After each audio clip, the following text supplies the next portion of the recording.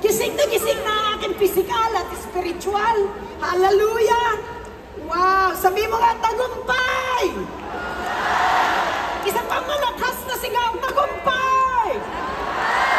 Yan ang kailangan mo, kailangan mo stir up ka. You know one thing, and I really prayed, I was so happy, there were so many yesterday who received the gift of tongues. Now that you have it, anong gagawin mo, kapatid? Stir up your inner man. There's such a thing as called inner man, inner self in you. Kailangan mong palakasin ang inner man mo to be victorious. I don't know if you know me, but if you have ever attended River of God, my home church, and if you heard me speak, or you heard me speak in conferences, or if you have invited me to speak at your church, then you should know me by now. I'm not a preacher, teacher, or speaker who will tickle your ears. I say what the Holy Spirit tells me to say. I'm not afraid of man. Kilala nyo na ako. Alam ng tao to. I don't even care how you will respond to me. And I don't concern myself when it comes to criticism. Manid na ako. Manid na ako. Alright? Okay? I'm not bothered by it. I'm not bothered by it.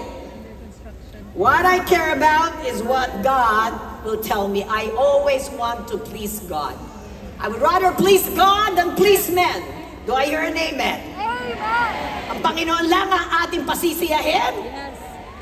Amen. And all the benefits, you will have joy as well in your heart. Amen. If you came for healing today, you will be healed. Put that in your brains. If you came for deliverance, you will be freed. Amen? In the name of Yeshua. If you came for the truth, you will receive an earful today. Oh, hina. Amen. Do you want revival? Amen. Amen. Then we will have it today. Thank God for this is a Holy Spirit conference. It is a Holy Spirit conference, and because He is the star of all stars, He is the only one who will lead us today. And so, Lord Father God, I praise you, Jesus. Hide me behind the cross. Bahala ka na, Lord. I just want these people, your viewers, to understand your message. Who we are in Christ Jesus. Sino ba kami, Panginoon? So, Panginoon, take away all the worries and all the cares, every burden in our hearts, so that we will understand that you died for something, the very purpose you called us. Holy Spirit, give us revelation. Open our eyes in the realm of the Spirit. I cast out every demonic forces in the air.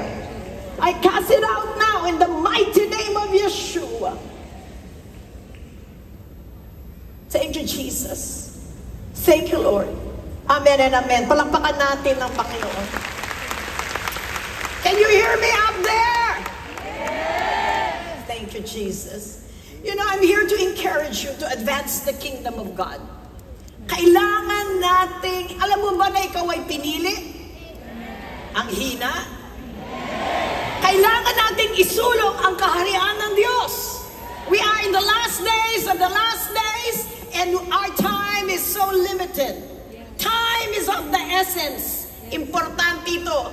I'm here to let you know that you are full of power and might in Christ Jesus. Naniniwala ka bang may kapangyarihan ka? Naniniwala ka ba, kapatid, na ikaw ay may lakas para isulong ang kanyang kaharian? I'm here to encourage you that you are called, chosen, and gifted by God. Tingnan mo yung katabi mo kahit ayaw mong maniwala. Pinili yan! Pinili yan! Tama? Pinili yan! Amen? And I'm here to tell you that even if you didn't finish elementary or high school, you are poised. Meron kang gagawin. Meron kang gagawin, kapatid. Kailangan mo maunawaan that you're an ambassador for Christ and a representative of His kingdom. Do I hear an amen? Ikaw ay isang ambasador at kinatawan ng kanyang kaharian. You need to partner with the Holy Spirit in these last days. I also want to tell you that you are favored. You are loved by God. Amen? And you are blessed. pisikal at tunay ngang pinagpala dahil kay Kristo Jesus. Amen. Can you shout the loudest hallelujah? You are victorious. Kahit hindi ka manawala, tingnan mo yung katabi mo, hindi dapat mukhang talunan yan. Alam mo, pag ikaw mukhang talunan, panalo ka agad ng dyablo. Hindi ganyan ang anak ng Diyos. Mga kapatid, there are many keys to break through. In these last days, there are so many keys to break through. One thing I'm sure, if you break through in the supernatural realm, the natural realm and the supernatural realm, the atmosphere that you do not see, kapag ikaw nag-break through sa supernatural, makikita yan sa physical. Yes. Ano ba nakikita sa iyo ng tao? Puro physical? Mga kapatid, hindi dapat ganun eh. I will mention a few keys to our breakthrough. And if time permits, may dadagdag ko pa yung iba. Number 1, identity in Christ.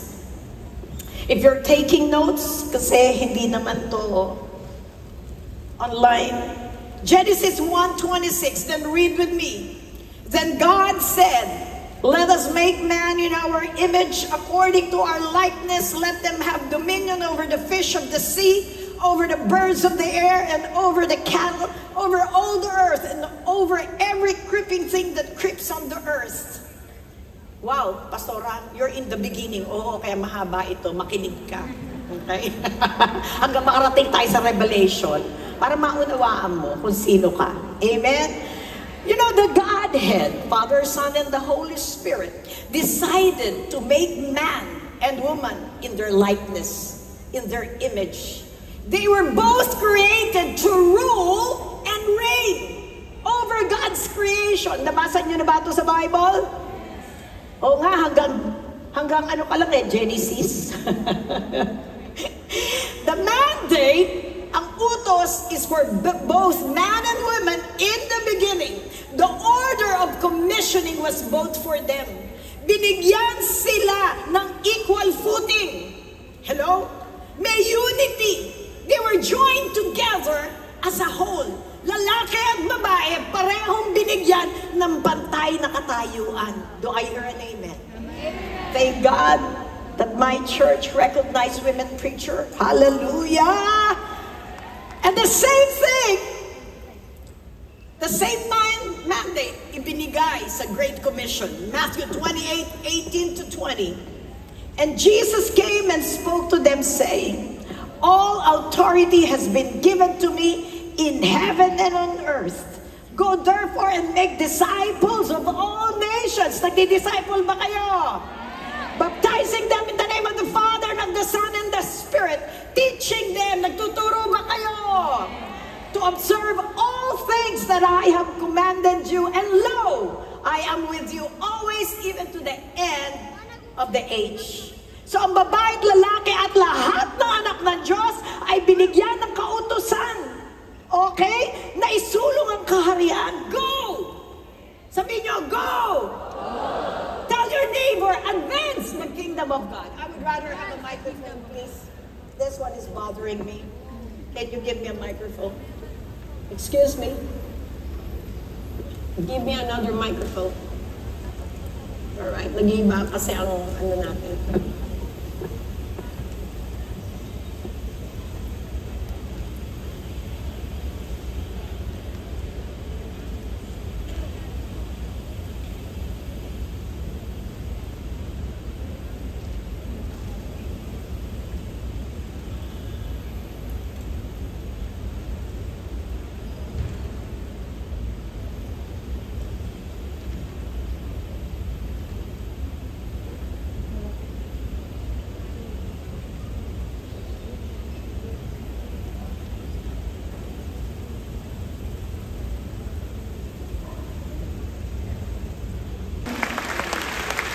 So we are given this equal footing, okay, to advance the kingdom of God. Tell your neighbor, kumilos ka. Marami kang gagawin para sa kaharian ng Diyos. Do I hear an amen? Acts Acts 2:17 and 18. Binibilisan ko kasi mahaba ang ating turo. And it shall come to pass in the last days, says God, that I will pour out my spirit on all flesh. Alam niyo to. Your sons and your daughters shall prophesy. Your young men shall see visions. Your old men shall dream dreams. And on my men servants and on my maid servants I will pour out my spirit in those days, and they shall prophesy. Hallelujah. I invite you to the Convergence, and we have this also this workshop, prophetic workshop in August. Kung sino po interested, just come. Wala na naman bayad. So, anong sabi dito? Ibubuhos ng Panginoon ang kanyang presensya sa lahat ng laman. Tingnan mo yung katabi mo, may laman ba yan? Amen? Kaya mga nandito, mga espiritu na may laman. Hindi puro ibang espiritu lang. At the day of Pentecost, in the upper room, fire came upon the disciples. Fire, fuego, bumagsak ang apoy ng presensya ng Panginoon. God poured out His Spirit. Nagbuhos si Lord. Early this morning during worship, you felt Him already. Amen? So tongues of fire came upon both men and women. The manifest presence of God, the visitation and the pouring of God's Spirit started in the upper room. At tunay nga, doon nagsimula sa upper room at hanggang ngayon ay patindi ng patindi ang pagkilos at pagbuhos ng presensya ng Panginoon. Are you excited? Wow! Nauuhaw ka ba sa Kanya? You know, are you thirsty for Jesus? Are you hungry for Jesus? You need to desire His presence. You should be. You need to be excited every day. This is the normal daily life of a child of God. You need to eat the bread of life and drink the living water every day. Every day. Hindi ko alam paano nabubuhay ka kung hindi ka kumakain at umiinom. Ito ang kailangan natin. Because it's only Jesus who can satisfy and quench your thirst. It's only Jesus who can satisfy you. Kapatid, hindi mo ito makikita sa material na bagay. Nothing. Not even in a person. No one. Only Jesus. Amen. Can you say, only Jesus? Only. Hallelujah. You know, the question is, alam mo ang identity mo. Anak ka ng Diyos. Pero bakit hanggang ngayon, you're not partnering with the Holy Spirit in the worldwide harvest of souls? Bakit hanggang ngayon, mahina pa rin ang mga anak ng Diyos? Physically, you might be strong, but spiritually, you are weak. Sorry, hindi kita kikilitiin. That's why we have many troubles. That's why there are so many sicknesses and diseases. We came here and say we're an overcomer. We keep singing songs of worship, pero paglabas natin, ano pa rin? Talunan ka pa rin. Yesterday, you heard Pastor Vlad. Bakit patuloy na patuloy ang mga sin, ang mga kasalanan? We never overcame this. Bakit hindi pa rin bumabangon ang mga anak ng Diyos sa kanilang pagtawag? You know what the problem is? Believers do not know their identity in Christ. Hindi mo kilala ang sarili mo. Hindi mo alam ang ano yung tawag sa Tagalog? Kakilanlan? Ano? Pagkakilanlan? That's right. Let's go to 2 Corinthians 5:17. Therefore, if anyone is in Christ, he is a... Kapakisigaw mo nga. All things have passed away. Behold, all things have become new. Listen, church, everyone who belongs to Christ has become a new person. The old life is gone and the new man has begun. Your new life. May bago ka ng buhay. Kaya kung sino man daw ang na kay Kristo, siya'y bagong nilalang. Sabi mo sa katabi mo, amoy bago ka, kapatid! Amoy bago ka! You're a new creature! You're a new person! You are reborn! You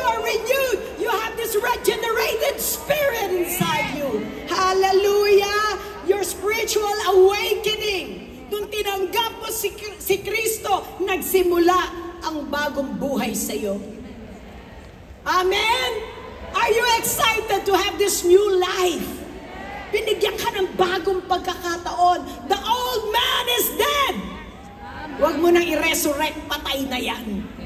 Napakasarap na makita na binago ka, na yung dati mong sino ka, kung pangit yun o maganda, wala na yun. Patay na yun. Amen. Huwag mo nang buhayin. That's right. Thank you, sister. Ang question, bakit pa hindi pa rin bumabangon ng mga anak ng Diyos sa kanilang pagtawag? Why are believers still not rising up to their calling? Because they do not know their identity in Christ. In Christ, you are something. You are someone who is loved. Kapatid, kailangan mo makilala ito. Kasi if you know who you are in Christ, you'll be excited to express Him. You'll be excited. Tell your neighbor you're an expression of Jesus. Di ba? Kung if you are in Christ, you know, you will be excited to demonstrate His love, His compassion to the lost, to the needy. If you are in Christ, then you'll be excited to represent Him everywhere He takes you. Luzon, Visayas, Mindanao, even internationally. Hallelujah! Kailangan excited ka. Kasi nire-represent mo ang Kanyang kaharian. Amen? Now, the old life is gone. There are times that when I pray for people, it's a really good news when I see like a blackboard, binubura ni Lord lahat ng mga pangit na nakasulat doon. Hallelujah! Burado na kahit pumatay ka o ano pa yung ginawa mo, magnanakaw ka, pangit ang nakaraan mo. Binura na ni Lord. Meron ka ng bagong pasimula. Meron ka ng bagong buhay kay Kristo. Hallelujah! Oh, you have a new identity. Baka sigaw nga, identity! Identity! Wow! You know, in the beginning, sabi ko kanina, and the same thing in the beginning. Ito na yung talagang in the beginning. Meron ng problema.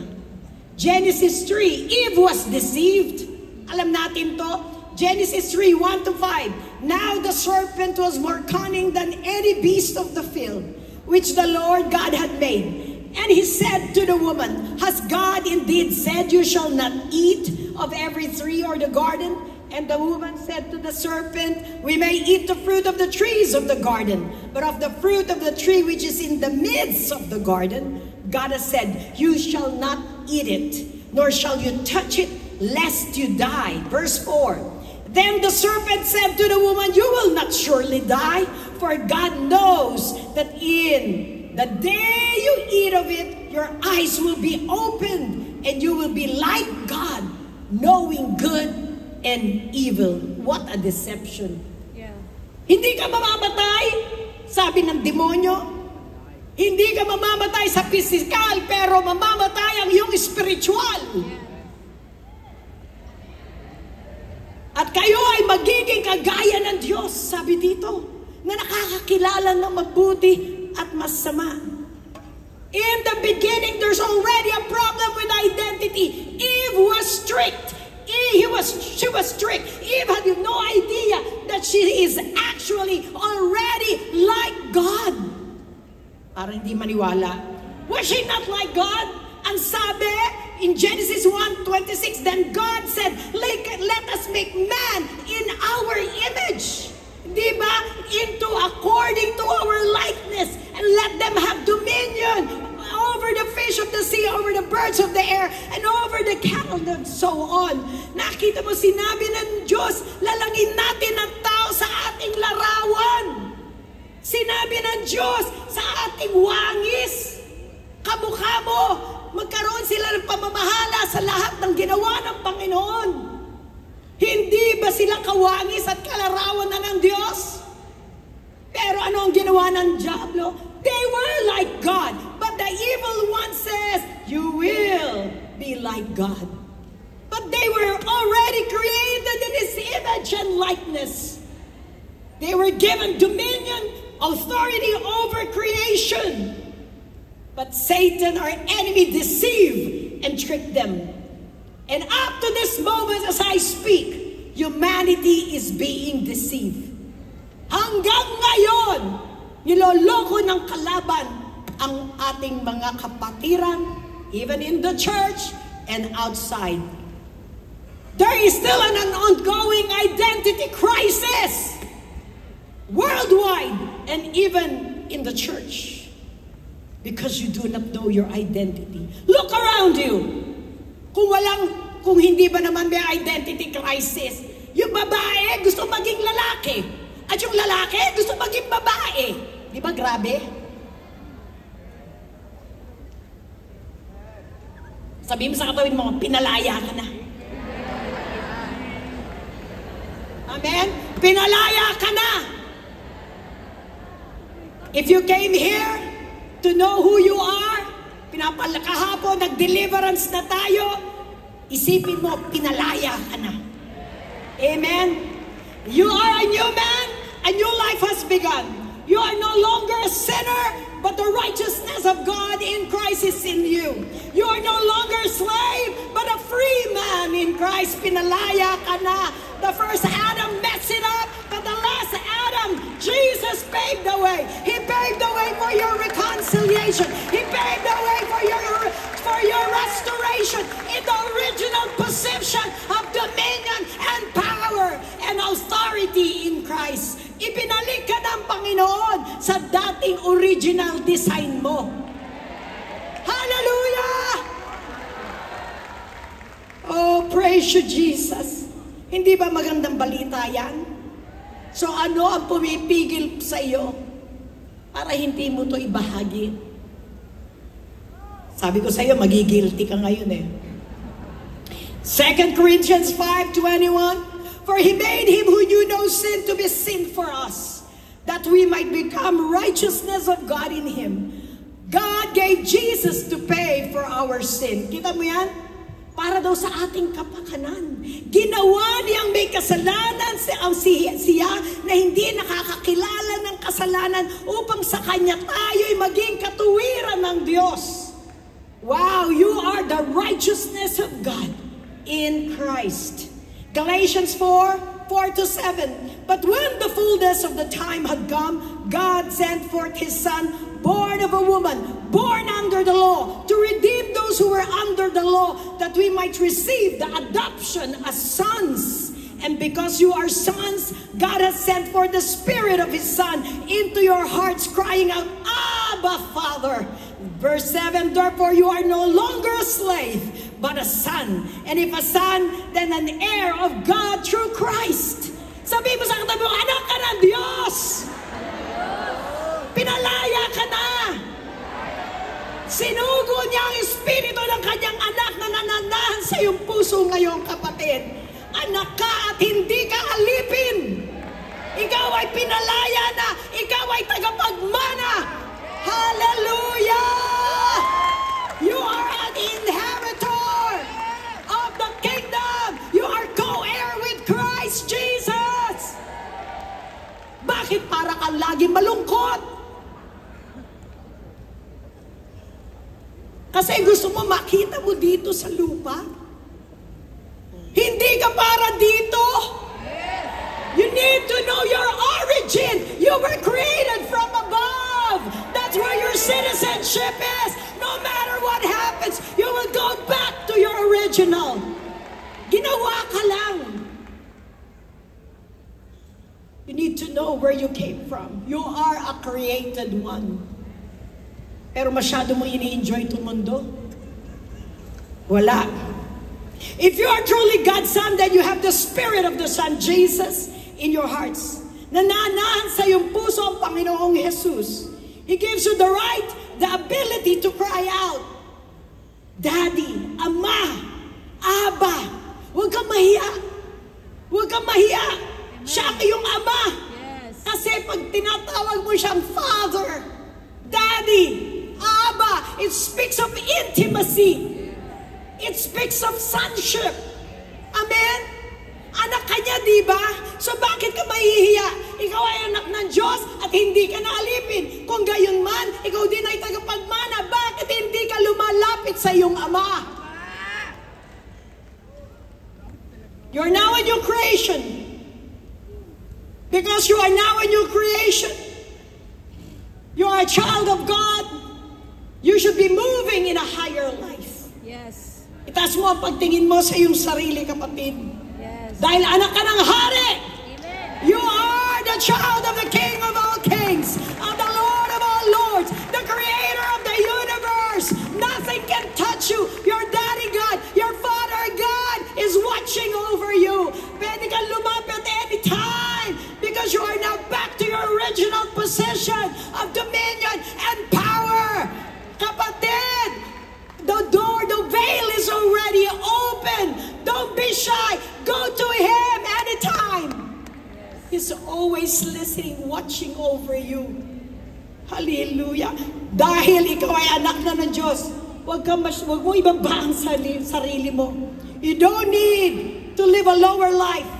You must forsake the earthly things. Alisin mo ang buhay makamundo. Kalimutan ang makamundong pamumuhay. Hindi ka na parte ng mundong to. Hello? Ngayon pa lang, sinasabi ko, hindi ito ang ating permanent resident. Amen? You know, this is getting better.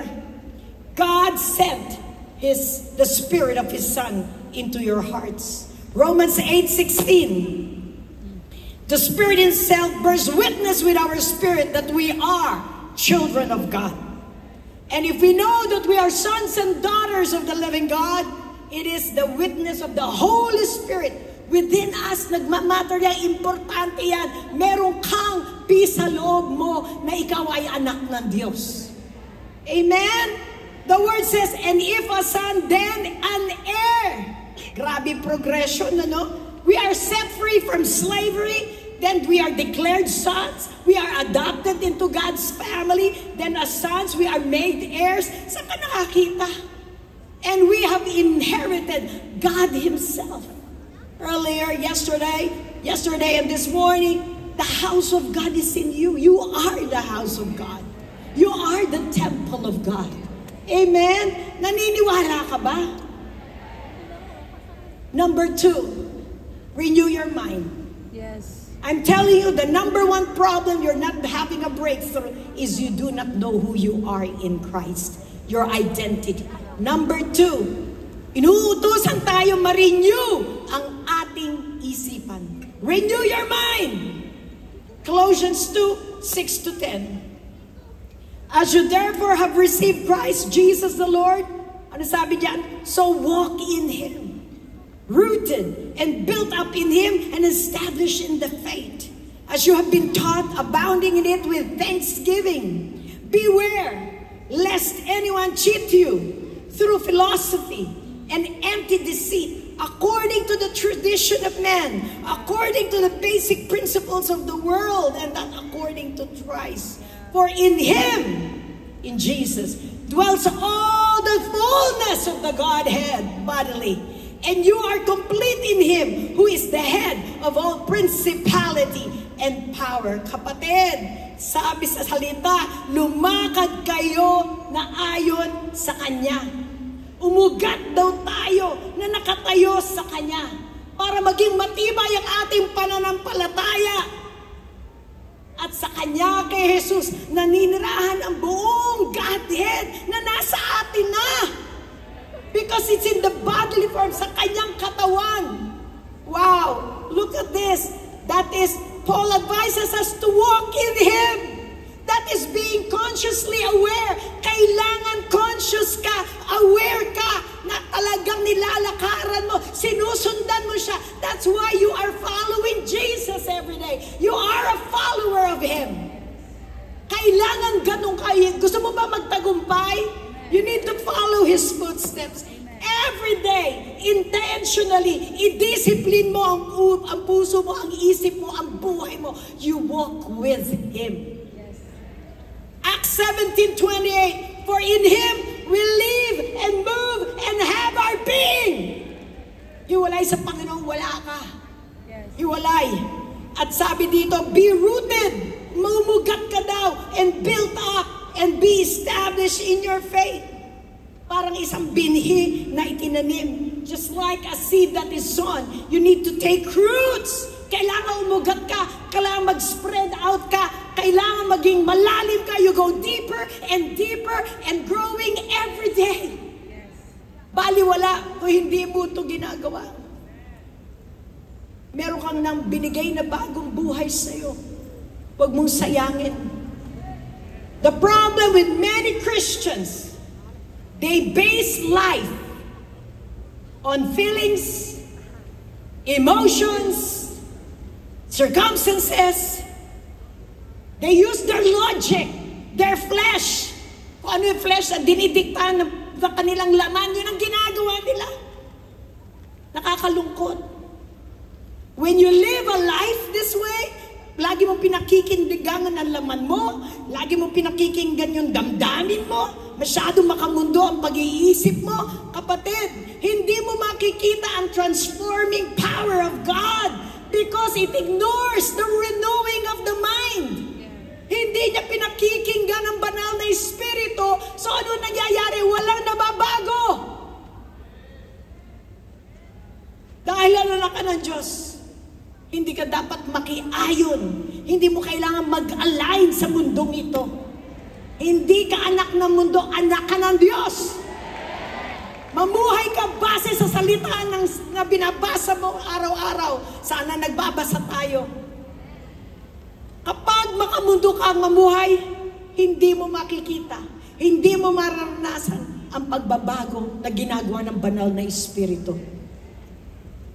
Alam mo, ang tunay lang, the only one who can transform you is the Holy Spirit. Amen? Kailangan mo lang ng partnership. Kailangan yung pagsuko. Kailangan yun yung surrender. Kailangan nyo yung pagsunod. Kailangan mo i-align. Kailangan mo malaman na yung identity at baguhin. I-surrender mo, isipan mo, ang buong puso mo, buong kaluluwa mo sa Kanya. Romans 12 verse 2 says, "And do not be conformed to this world, but be transformed by the renewing of your mind, that you may prove what is that good and acceptable and perfect will of God." Huwag ka daw makiayon sa takbo ng mundong ito. Huwag, kapatid. Kasi hayaan mo daw baguhin ng Diyos ang iyong pag-iisip. Let God renew this. Amen? Para maunawaan mo ang kalooban ng Panginoon. Do not conform to this world. Ito ang isang number one na problem. Pag nasa loob ng iglesia, okay. Paglabas sa labas, ano na nangyayari? Pag umuwi sa bahay, naiiba. Hindi tayo balimbing. Maamin kayo sa akin, ha? Mamaya, tignan nyo. Love you, brother. You know what? Do not conform to this world. This is referring to the world system. Its culture, the manner of thinking. The manner of thinking of the world is rebellion against God. Rebellion ang kanila. Do not conform to this. Sa mga superficial value nila, yung mga customs nila, yung mga kung ano-ano sinasabi ng kanilang mga kautusan o kaalaman sa mundo. Ang makamundong pag-iisip ay hindi maka-Diyos. At dapat iwasan to. Dapat itabo ito. Sabi mo sa katabi mo, renew your mind. Paano gagawin? You know, the battleground between conforming to the world and being transformed in the mind is in your soul. Nasa iyong kaluluwa. It's inside you. It's in your mind. In your soul. Kailangan ang anak ng Diyos ay mag-isip differently. Kailangan we think differently from this world. God is commanding us, be transformed and be progressively changed. Kailangan mo mag-mature sa iyong spiritual. Hanggang ngayon, baby ka pa rin. Ilang taong ka ng Kristiyano. 20 years of being a believer and you're still the same. There's something wrong. You do not know the Holy Spirit. Progressively changed. That's from one glory to another glory. I know this is a long process. It's what you call sanctification. Yes. mahaba, iikli lamang to, mapapabilis to, if you will surrender. Amen. God cannot force anyone. We have choices. Yes. You have a choice. But one thing I can tell you, if you want to mature spiritually, renew your mind. Amen. Focus on godly values, ethical attitudes. You know, renewing of the mind is not for the future. It's now. Ngayon, paglabas mo dito, mamaya, panibagong buhay ka na. Hello? Alam mo, ito yan eh. Whatever you're focusing on, that's what you magnify. Kung ano ang inaayunan mo, kung ano pinagtutuunan mo ng pansin, kapatid, yan ang pinalalaki mo, at dahil yan ang pinalalaki mo, yan ang mangyayari sa iyo. Is that right? Yes. If you're focusing on your problems, that's what you magnify, that's what you get. If you're focusing on your failures, kahapon nangyari, pati ng relasyon, pinabalik pa, that's what you magnify. Kapatid, lalo na iba, kasi siya, ano yung kinukumpare mo pa? Bagong buhay ka na! Kaya hindi ka mag-breakthrough eh. Tapos na eh. If you're focusing on your sickness, that's what you magnify. Konting bagay, masakit to, ayun. Yan na yan. Yung mga physical na karamdaman mo, lahat, pinapalaki mo. Goals! Yeah!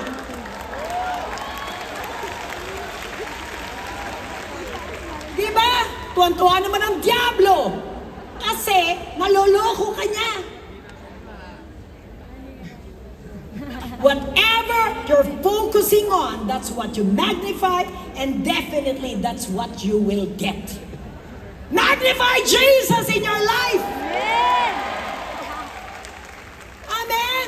Yung paggising mo na umaga, sasabihin mo, what a beautiful day! Hallelujah! Lahat ng tinda ko, mabebenta ni Lord. Yung mga ganyan, tingnan mo yung katabi mo, sabi mo, maganda ka! Grabe, kapatid! 2 Corinthians 3:18, but we all will unveil face, beholding as in a mirror the glory of the Lord, are being transformed into the same image from glory to glory, just as by the Spirit of the Lord. Hallelujah! Alam nyo kung bakit from glory to glory to glory to glory? Kasi nga mahabang proseso. Depende sa pag-surrender mo. Kaya hanggang dumating ka na maging kalarawan ka niya. Christ-likeness in every areas of your life. Wow! From one degree of glory to another glory by the grace of the Holy Spirit. Oh, 2 Peter 1. Sabi mo, okay lang yan, unti-unti gaganda ka. Babaguhin ka ni Lord. Wow. 2 Peter 1, 3, 4. His divine power has given to us all things. Sabi mo nga, all. Alam mo, pag nababasa mo yung all, ano ibig sabihin ng all? Lahat. That's all. Okay? That pertain to life and godliness, through the knowledge of Him who called us by glory and virtue, by which have been given to us exceedingly great and precious promises, that through this you may be partakers of the divine nature. Grabe. Having escaped, okay, the corruption that is in the world through lust. Oh, ang galing, napakaganda ng salita ng Diyos. Lahat ng bagay na ginawa niya ay magtuturo sa atin para daw tayo ang mamuhay na makadiyos. Amen? Kasama dito ang renewing of the mind. Wow, grabe! Kaya yung mga pangako ni Lord sa ating lahat, ibibigay niya yan. Church, live with the mind of Christ. Ito pa isang yung extent of Yung tagumpay ng isang anak ng Diyos, nakabase yan kung paano itong isip nato nag-iisip. If you think negatively, and you are not understanding who you are in Christ, mga kapatid, you will always live in defeat. Matatalo ka. Kaya kailangan you must be continually, conscientiously, and intentionally take over your carnal nature, the old man. Kasi meron itong propensity. Lagi niyang gustong gumawa ng kasalanan. Kailangan take control. It needs effort, conscious effort, and discipline on your part. Paano ba nalalaman ang isipan ng Diyos? By His Spirit. By His Word. Through the Holy Spirit, you will know the mind of Christ. Through the Word of God, when you meditate it day and night, the Holy Spirit will illuminate it for you. Hanggang makita mo man, kita nyo ang buhay ng mga ibang mga pastor. What do? They pray every day. They read the Word of God. They ask God, Holy Spirit, reveal to me what are the hidden treasures. Ano yung mga nakatago sa iyong salita? Kaya kung minsan binasa mo na, sa susunod na buwan, pagbasa mo, iba na naman ang dating. Kasi pinapakita na sa iyo lang ng Panginoon ibang-iba. Once you understand and you see this hidden treasure of the Word, and you receive it, it's called revelation knowledge. Revelation ng Panginoon. We must always ask God. We need revelation knowledge. Kailangan mo itong marinig sa Kanya in order for you to shift, to change, in order to have a renewing of the mind. Pag si Lord nag-usap sa iyo, tumatama sa puso mo, kapatid, mag-iiba yung pag-iisip. Because revelation knowledge goes beyond head knowledge. I know you read the Word of God, the Logos, but there are times that you receive something from God, the Rhema Word of God, and then He downloads revelation. Alam nyo, ganyan ako nire-rebuke ni Lord. Kaya nabago ako, He convicts me. He rebukes me. And then the Lord will tell me my errors. True revelation is born of the Spirit of God. That's why the Holy Spirit is in your spirit man. You are now regenerated. Kumbaga regenerated. Binago ka na. Bukas na yan. And the Holy Spirit is the very link you have to the Father God. Siya magkukonect sa iyo sa isipan ng Diyos. Siya magkukonect sa iyo sa Espiritu ng Diyos. Pero kailan ang huling mag-uusap mo sa banal na Espiritu? We keep saying and bragging, being born again is not a religion but a relationship. But how is your relationship with the Holy Spirit? Tanungin mo yung katabi mo, kumusta ang relasyon mo sa banal na Espiritu?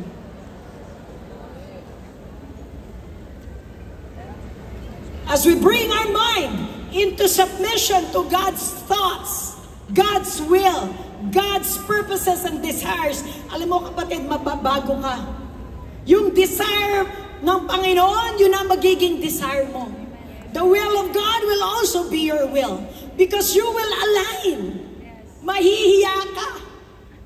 You will align with your Creator. He knows what's best for you. He knows the plans for you. Amen? If you want to live in the supernatural and you want to experience God's miracle power, you must receive what God reveals to you in His Word and asking the Holy Spirit to illuminate your heart and mind to the truth. Sabi nga, you have the mind of Christ. Amen? Romans 8:6, for to set the mind on the flesh is death. Pakibsabi nga, for to set the mind on the flesh is, basahin nyo nga, but to be spiritually minded is life and peace. Amen. Nakita niyan? Kung ang isipan mo ay laging nakaset sa laman, mamamatay ka.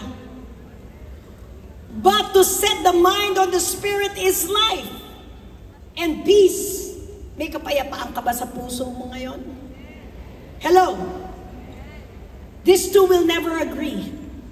Ang laman at ang spirito, magkalaban yan. As long, tanda mo to, kapag ikaw ay control ng yung carnal flesh, you will not break through in the spirit. No, you cannot walk in the supernatural. Kailangan mong alisin yan, baguhin. Amen? 2 Corinthians 10 verse 4, for though we walk in the flesh, we do not war according to the flesh. For the weapons of our warfare are not carnal, but mighty in God, for pulling down strongholds, casting down arguments and every high thing that exalts itself against the knowledge of God, bringing every thought, bawat isipan, bawat ideas, bawat bagay na pumapasok sa ating isipan into the captivity of the obedience of Christ. Bring every thought, ang sabi dyan, captive to the obedience of Christ. Kung paano ka mag-isip, kapatid, it can help or hinder your walk in the supernatural. To walk in the supernatural is faith. Alam ko ang iba sa inyo, ganyan kayo maglakad. Supernatural na. Negative thinking, pag nag-iisip ka ng negatibo, ay hindi ko ito magagawa, I will not get better. Hindi, insignificant ako. Ay naku, hindi ako makakaalis sa utang namin, utang to ng tatay ko na minanak ko. Kung ganyan ka mag-isip, hindi ako good enough, hindi ako nakapag-aaral, hindi ko kaya magsalita, hindi ko kayang tumayo, nahihiya ako. Kapatid, don't be surprised, yan ang mangyayari sa iyo. Hello? This is what I said earlier. Whatever you magnify, that's what you get. At kung ano yung pinapalaki mo, yan ang tatanggapin mo. Ano ba pinapalaki mo ngayon? Hello? Pinapalaki daw yung tiyan niya. If you're focusing on your miseries, that's what you get. Kung puro problema iniisip mo, wala nang solusyon, yan ang tatanggapin mo. Samantalang kinakanta mo, the enemy is under my feet, he's under my feet, he's under my feet. Pero pag nakita mo, talunan ka. Kapatid, paano ka mag-isip? Hello? Huwag niyo akong babatuhin, ha? Don't throw stones at me. If you're focusing on the symptoms, eto, marami dito, yung mga sickness and disease, that's what you get. Samantalang sabi mo, Jesus is my healer. I'm healed in Jesus' name. Paglabas dyan, sakit ng katawan ko, parang ano na naman eh, parang bumalik. Parang bumalik eh. Ah, ganun ba? Pero nasa loob, nagte-testimony ka pag-uwi sa inyo. Sabi mo sa katabi mo, baguhin mo isip mo. If you're focusing on your lack, that's what you get. Naansin mo yung isip ng poverty. Anak ka ng Diyos, samantalang sabi mo, God will supply my need. God will provide. Pagkatapos nagkaroon ng offering, ayoko nga. Mauubusan ako. Ganyan ka ba mag-isip?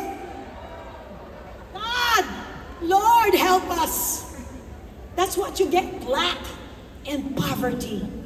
What you magnify is what you get. Yan ang tatanggapin mo. Do not focus on the difficulties, mga kapatid. It's not your problem. The battle is the Lord's. Yes. Focus on the answer. Read the Word of God. Focus your hope. Jesus is your hope. Focus on Him. Focus on your identity in Christ. Focus your eyes on the cross. It is done. It is finished. Wala ka nang idadagdag. Sabihin mo, tagumpay. Tagumpay ka, kapatid. Woo! Alam mo, ito yung gusto ng demonyo eh. Hindi ka maniwala. Ito ang gusto ng demonyo. Talo ka.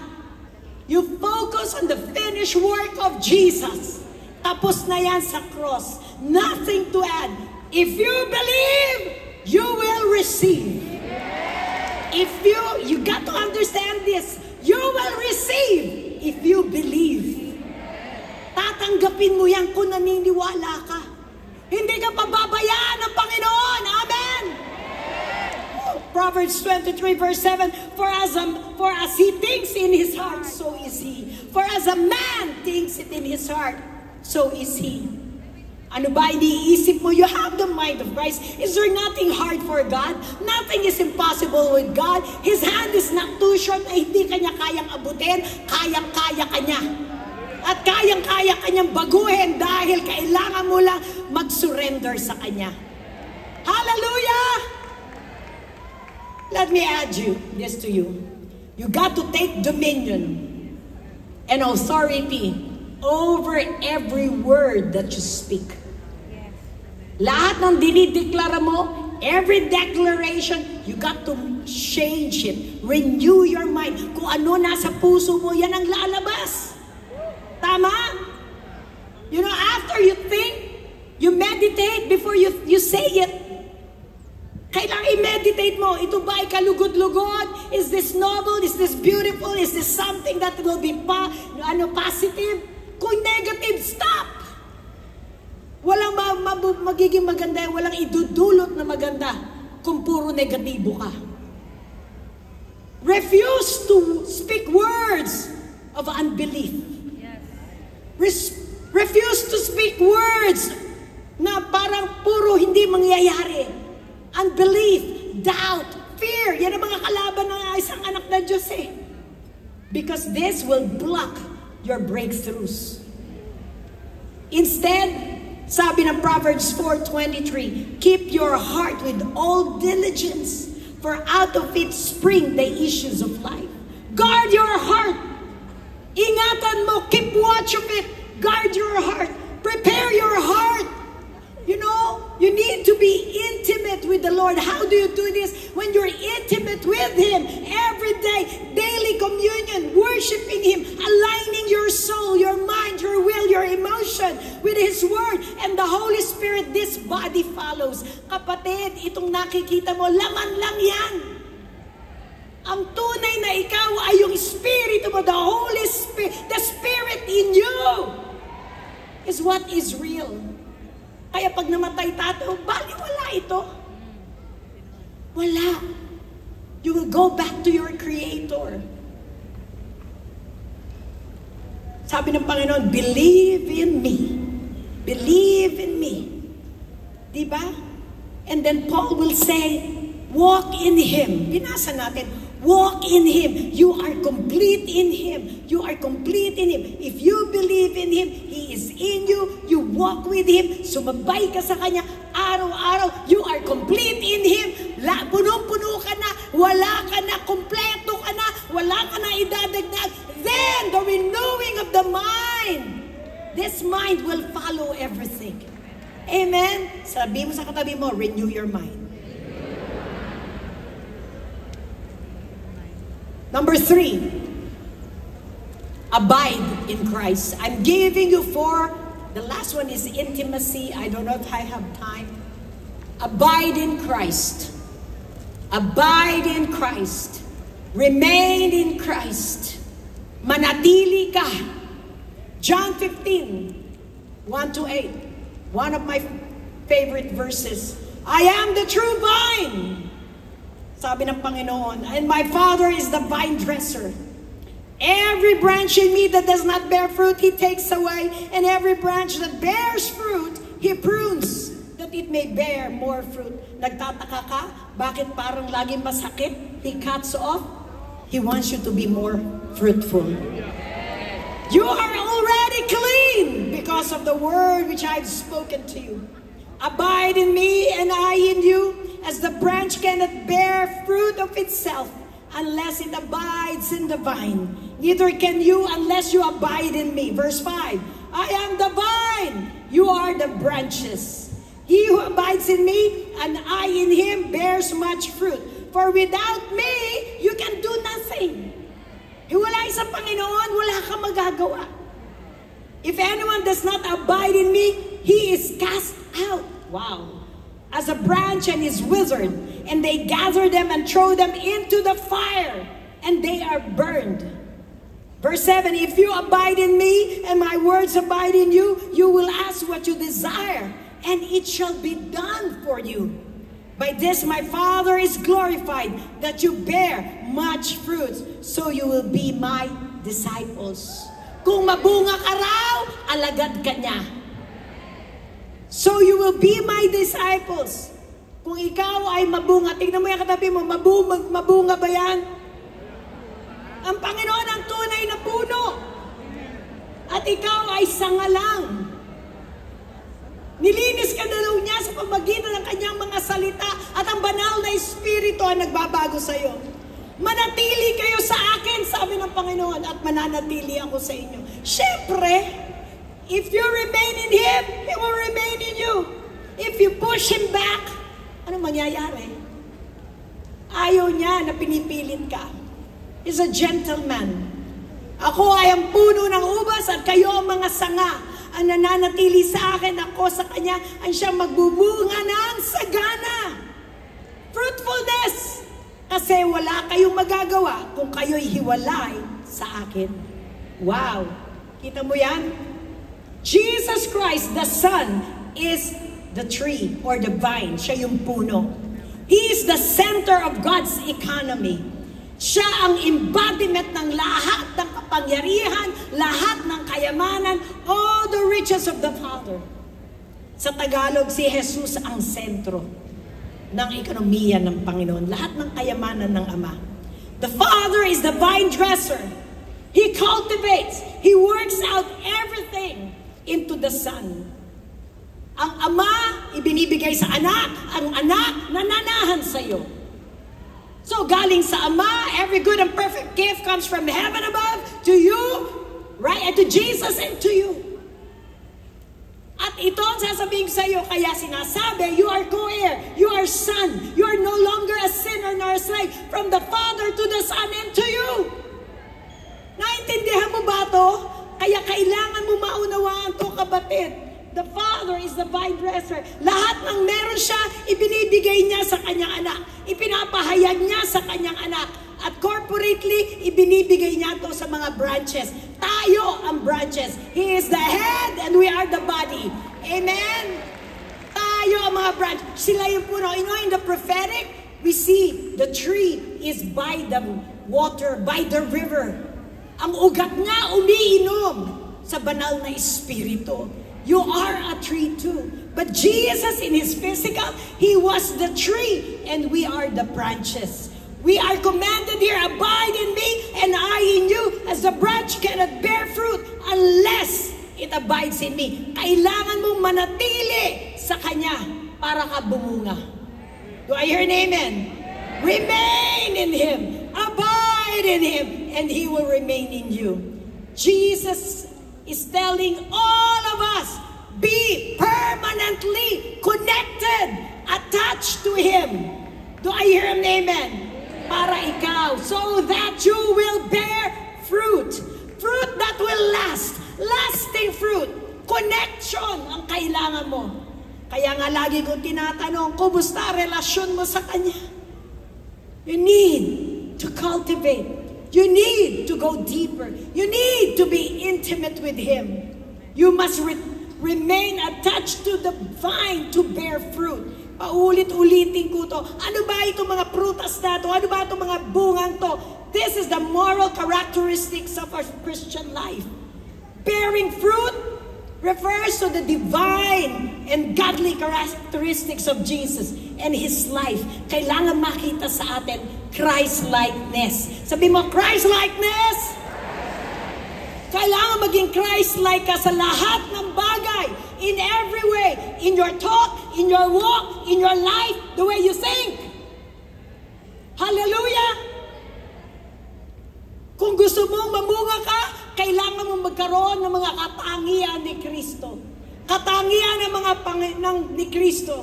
You need to be able to express the character, yung pag-uugali at mga katangian ni Kristo. Alam mo,